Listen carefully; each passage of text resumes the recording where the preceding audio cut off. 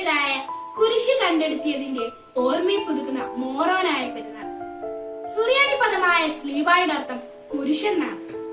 ഈ 7-ാം നൂറ്റാണ്ടിൽ രചിക്കപ്പെട്ട ക്രോണിക്കോൺ പാസ്കലി എന്ന കൃതി കർത്താവിന്റെ സ്ലീബ AD 320 സെപ്റ്റംബർ 14 കണ്ടെടുത്ത വിവരം നമുക്ക് ലഭിക്കുന്നു.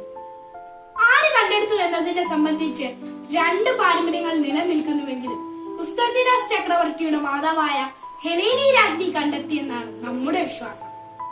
യൂദാസ് എന്ന യഹൂദൻ സൂചന നൽകിയ സ്ഥലത്ത് ഹെലേനി രാജ്ഞി 3 കുരിശുകൾ കണ്ടെത്തുകയും അതിൽ യേശുവിന്റെ കുരിശിൽ ഒരു മൃതശരീരം വെച്ചപ്പോൾ അതിന് ജീവൻ വെക്കുകയും ചെയ്തു. അങ്ങനെ ആ കുരിശ് യേശുവിന്റേതാണെന്ന് നമുക്ക് മനസ്സിലാക്കാൻ കഴിയും. മലങ്കര ഓർത്തഡോക്സ് സഭയുടെ ആരാധനയിൽ സ്ലീബായ്ക്ക് വളരെ പ്രാധാന്യമുണ്ട്.